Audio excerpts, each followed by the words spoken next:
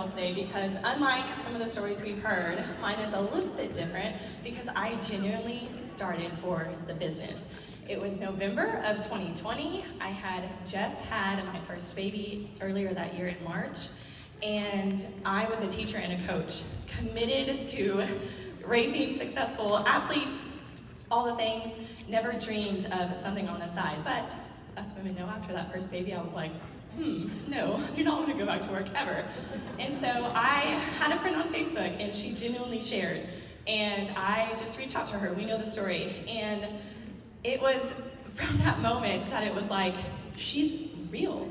She's like so fun, and she's a human, and it's not weird. And so from that moment, I decided if she can do it, and if she can share how much money she makes, either she's a liar or she doesn't make much money, and I can do it too. And so I genuinely started for the business. I'm also very ingredient conscious. I read nutrition labels for fun, and so I looked into all the things, all the products, and I was like, this is something I can do. This is something I can get behind. And so from there, I was a hobbyist. I was still working full time, still had the whole year to go through, and I went fast start, all the things, but I still wanted to spend time with my family, and so I didn't put as much into the business at the beginning as I would want to. And so that is a big part of my story now, is inspiring my team to do the things at the beginning, because that's my only regret in this business, is not moving the notch one at a time, to that you can have a full-time business and you can be successful and do this as well. And so I just truly believe the Lord had just my blinders on, because as much as I wanted to be successful, I definitely didn't understand that to be successful, you need to build a team, right? And that is the most fun part about this business, is building a team. And so I went Ruby on the 28th of February, whatever year it was, 2022, and I pretty much went Ruby by myself, y'all. It was wild. I recruited 18 people that month. I can sell anyone the product. I absolutely love our product, ingredients, all the things. And I had like maybe senior silver, a couple silvers. I had recruited also like 4 girls to go silver that month. Jordan was also hosting a retreat, and I'm definitely going to earn anything she puts out there. And so that was a huge part of why I went Ruby that month. But it wasn't any fun, because the next month, pretty much all those silvers were gone. They didn't want to work the business. And so that's what I mean when I went Ruby by myself. And so it took a whole year for me to go senior Ruby. And so that is a huge part of how I work my business now, like I said, helping girls know and understand from the beginning that building a team is the most fun part about this. And so I will ask them questions. Go back real fast. We hit senior Ruby, let's see, in June of 2022, and so it also went a year for me to go Emerald, but I had this team that I knew was going to be Emerald with me, and it was just pouring into them and into their leadership. And so in May, we went over 1,000 points. It was wild. And in June, we hit over 1,300 points. And there are some girls on my team that have gone before me Emerald very organically, and that was my goal. I did not want to place the manual orders, and I'm like, it's not about the points. We are chasing people, not points. And so we could have gone Emerald in June, but I was like, we're not going to work that hard. We have worked hard, and we're gonna roll on through, and we're gonna do it in July. And sure enough, we did it. Oh, I can't look up there. I'll get emotional. And so we did that, and so that is a huge part of my leadership journey now, is helping people and my girls understand that building a team, I've said this so many times, is so fun. And for a silver, someone walking in who's maybe not even silver, we're having the conversation and we're having the vision casting call, because that's one of the first things I do with my girls, is we get on a call immediately. This last month, or when we went Emerald, I had a girl who, it was like, the 18th of the month, and she was like, I think I want to do what you do, and like she was telling me all the things. I was like, you want to get on a call today? I'm actually hosting a team call tonight. Can you get on? Would have never done. She like jumped right in, and it was like the excitement, just like Amber Miller was talking about, like the excitement and the energy we put forward is so important. And if you freak someone out, freak them out, because they're going to end up loving every minute of it. And so she went silver, and we're moving forward and all the things. But that is one of my favorite things, is getting on that first call and vision casting so hard for them, and saying one of the questions that has changed my business and how I vision cast to girls, I will ask them, It's a random Tuesday, let's say 5 years from now, 10 years if you want to go that far. What are you doing? What are you doing? It's a simple question like that because I had one girl tell me, I'm driving a Cadillac and I'm dropping my kids off at private school that I don't have a problem paying for. And I said, girl, actually you'll be driving a Lexus, and then after that, you're gonna go get your nails done. And so it's little things like that Amber, I love that so much. Just everything she said about the vision and the energy and their why, and we hear that all the time, but it is truly so important, y'all, because we can operate out of what am I gonna, all the consistency and things we have to do day in and day out, the IPAs, I just said 0. It's so important because what are you going to be doing in 5 years? How is Plexus going to fuel your vision? And that is so, so important to me, to have that big why and that big vision and operate out of that, because if not, it can be very hard day to day. So I want to introduce someone very important to me. Jordan Roddenberry is my upline. Yeah! And I cannot tell y'all how much I love this girl and what she means to my business. And I'll cry, so bye, thanks.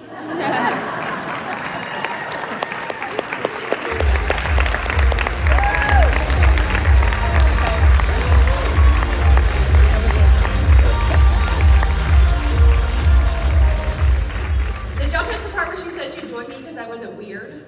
I literally was like, oh, okay, good, because I totally would have put me in the weird category. I have to be very honest with y'all. We had this like buttoned up, perfect, like really good words presentation planned for y'all, and I asked Kara if I could throw it in the trash and start over on Wednesday, and she said sure. She said, well, what do you want to talk about? And I said, well, I've had some calls with some girls that are all senior Ruby, level 1s of mine, and they went really well. And I just want to share with y'all what I did on these calls, because at the end of the day, I want y'all to have so many new emeralds come through the door over the next year. And if I can just give you a little bit of strategy, that's what I want to do. So, before I get started though, I'm really glad Amber talked about mindset, because that is not a strength of mine at all. But I have to tell you a story. My girl Chandler, at convention, she noticed, and again, my face was not on the 3-star board, and she noticed it, and she said, hey, I want you to know next year we're getting you back on there. And that moment at convention could have been like a really like heavy shame moment for me, but it wasn't, because she called it out. There was no elephant in the room, and she immediately vision casted for me. And I think we have to do that for our girls. Why are we leaving the elephant in the room to make it awkward, make them feel shame that you're not here? Why can't we just go encourage them and say, hey, you're gonna be here next year, we love you. You have value. And so my first tip for you guys really lies around, let's help our girls that are not here. Because some of our girls that are gonna be with us next year are gonna be brand new emeralds. I love that. But some of them are gonna be girls that are grinding, rebuilding, refocusing, getting back to where they were. And we have to encourage them. So helping them feel successful, those who are helping them feel successful as they're doing that. That is my first tip for us. That is something we can go do. And this is my girl, Katie. She is rocking an Alaska t-shirt, because right before this, I had a few girls that aren't here. And I did not want them to feel like they didn't deserve to be here, or that they cannot do this. People can rebuild. We have to normalize that. And so I sent them an Alaska t-shirt, and I said, I love you, I believe in you, I can't wait to freeze my butt off with you in Alaska. And they were pumped. So to help our girls feel successful, sometimes it's a little gesture. I've seen y'all writing names in the sand, that's a gesture, right? But sometimes it's a little bit of our time. And so don't be afraid to help our girls feel successful. That is step 1, okay? The next one is helping them find their red dot. Jessica Heffley taught me this. When I first heard it, I'm not gonna lie, I was like, ugh, this is lame. But now I use it all the time. So thank you, Jessica. Y'all ever been to the mall when they have the like little red dot sign and they're like, you are here. We can't help them get on the boat if they don't know where they are. And so what I did was I helped them find their red dot, the you are here. And that took me getting on a call with them, a commitment call. And a little tip here, who here has somebody that you know could earn this trip, but they aren't doing the work, and they have not told you they want to be on the trip, but you know that they could? That is one of the hardest things I have found about this business is that I know someone's capable of something, but they're not, they don't want it as much as I want it for them. So step one, you have to make sure they want it. Get on a call with them, ask them that question. And if they do, this is what I did, okay? I had 3 girls. They are all level 1 senior rubies, or rubies that were senior rubies that have fallen back a little bit. And they all want to be on the boat, okay? This is what I did. We did a little deep dive. And this is what I went looking for. How many level 1s do they have ordering? This is a big one. I'll tell you why later. How many level 1s do they have with points? I love seeing this because my goal, like Jordan said, is to help them go wide. Amber touched on this too. Help them go as wide as possible. How many active gold legs do they have? Again, all of our stuff, I feel like I don't even need to talk actually, because everybody has already kind of talked all of these, but active gold legs. Do they have people with leadership capability, or are they just hobby owners? Because if they just have hobby owners, we need to help these girls really, really dive in to going and recruiting differently. And then are their systems and culture being duplicated down, okay? Again, 3 girls, 3 buckets. If you have a pen, this would be the time to do it. I'm gonna show you what I did with each different bucket of girls. And my goal here for you guys is to take, okay, I have a girl that reminds me of your bucket 1, and these are some things I can go do with her. That's the goal. All right, bucket 1. This is for my consistency girl, and I'm gonna try my best to not use their names, but I cannot make promises that I'm not gonna slip and use their names. But she's super consistent. Anybody have girls like this? Their business is like this, they're working, they're chugging. It's not really up, it's not really down, it's just consistent. I love her.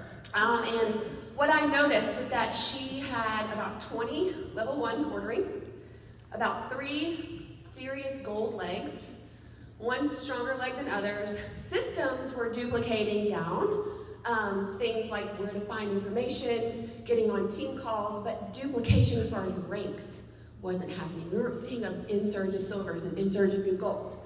So what did I do with her? What was my advice to her? Mind you, she is a physical therapist. She is very smart, so I wanted to just get her brain moving a little bit. Spark an idea, and that was it. So my homework for her was to go hard in recruiting. Anybody ever heard the phrase, an average diamond has between 30 and 50 level 1s ordering? Okay, so I encouraged her to hit closer to that 40 mark. Get back up there on her recruiting, and she admitted she's been totally not focusing on that, which totally fine. I encouraged her to think of how she can get with her girls to hit their next rank. Rank up, focus.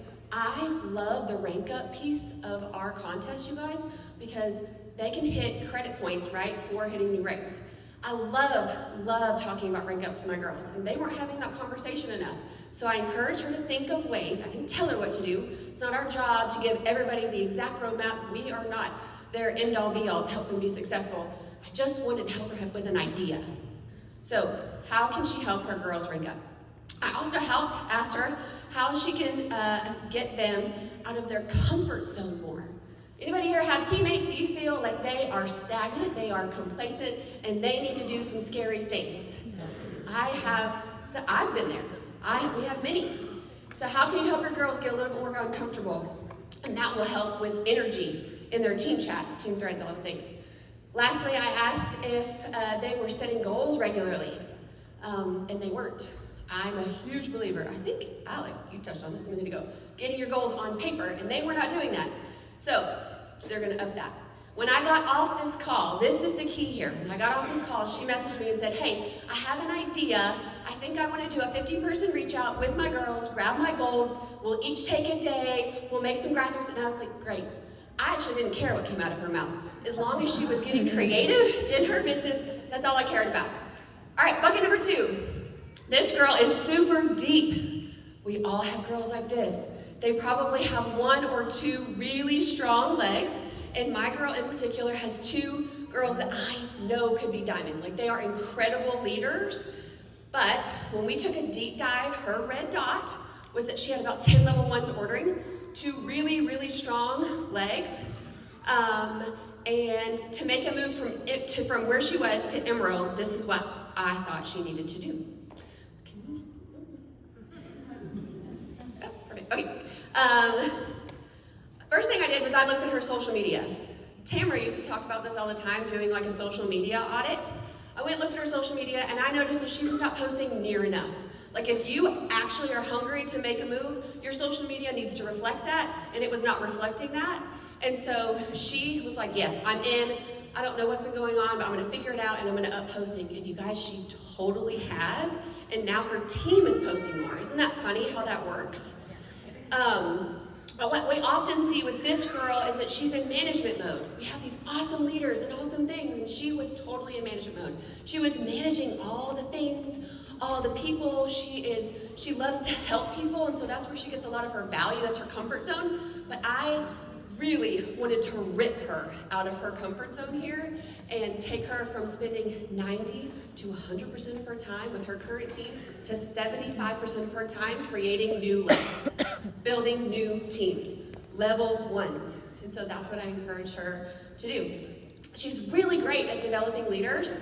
And so I also encouraged her to make a goal of having 2 new gold legs by December. And she was in. If I were to tell this girl, hey, go recruit. I remember, actually, I think it was Brittany one time. She was like, I'm not the largest recruiter on my team, but I develop people. This girl reminds me of that. And so I didn't want her to go recruit out of her giftings. I want her to go recruit 40 new people. But I know that when she recruits, 1 out of every 5 is going to become a Ruby because that's what she does. So that's what I wanted to encourage her to do. A little update on her. Right before she actually took her Dream Teamer to Punta Cana a while back. And this girl signed up this last week before we left, made her first post, and is going silver this week. She's already signed 2. So you guys, it's working. It's working. It makes me so proud of her. Last one is super wide, and we love this girl. These girls are typically big recruiters, and mine in particular, she has between 40 and 45 active level 1s ordering, as a holding about 600 points. A lot of her points are her own. And she's developed 1 senior goal that this girl's quit. So now she's tap rooting, which is even more work on her, right? And she has 2 active gold legs, but no leaders yet. So what's the problem? The problem is that she is needed for everything in her business. She is spending tons of time answering questions, doing customer care. People don't know where to find things. They're not plugging into team chats. She is the rock, which is cool and it feels good at first, but it becomes exhausting. And she's relying on natural abilities, but that's not sustainable. And so what did I do with her? The first thing we did was identify what is she spending her time on.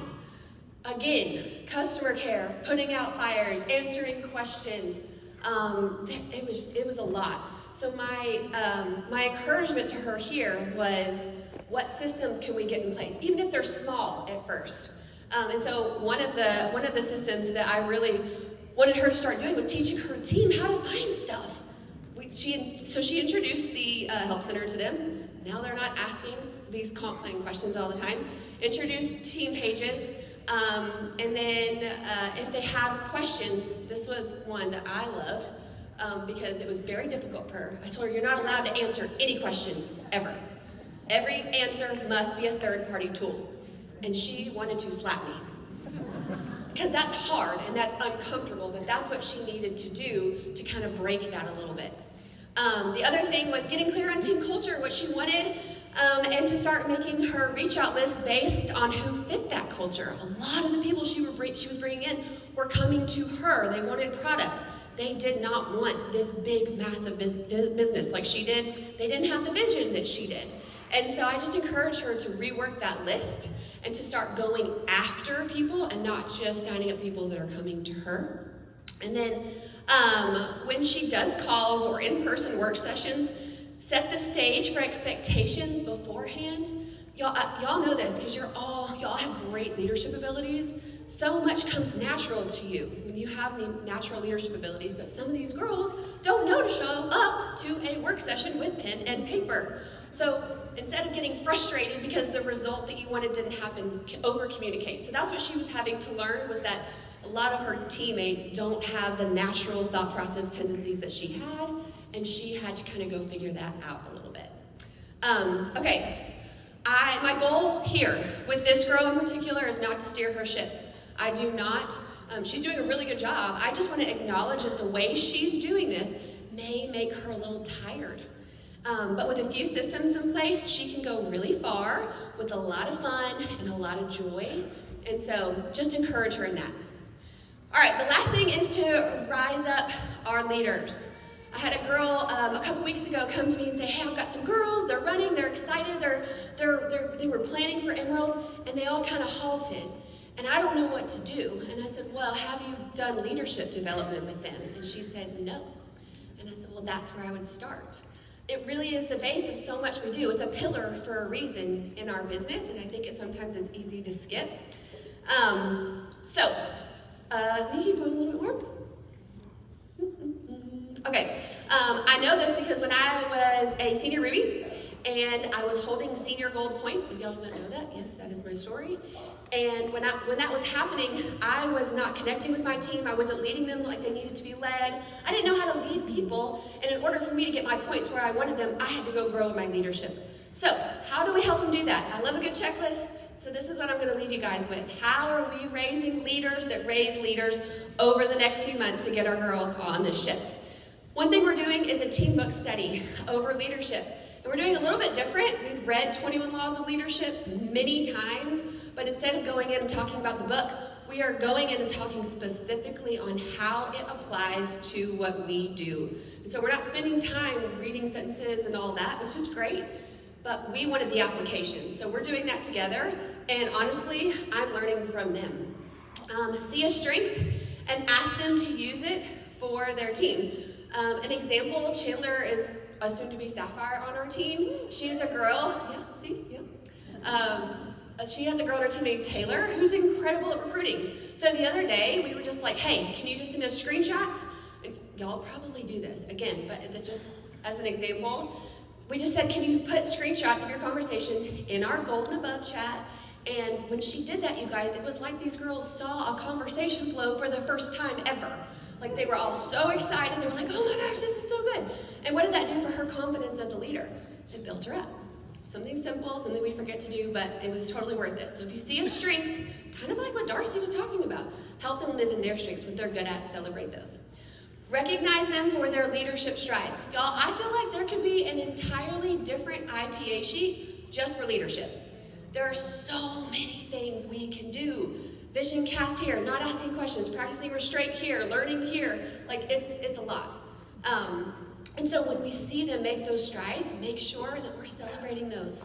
And then encouraging them to get uncomfortable. Again, this goes back to, are your girls complacent? Have they forgotten how to dream? Have they forgotten how to goal set?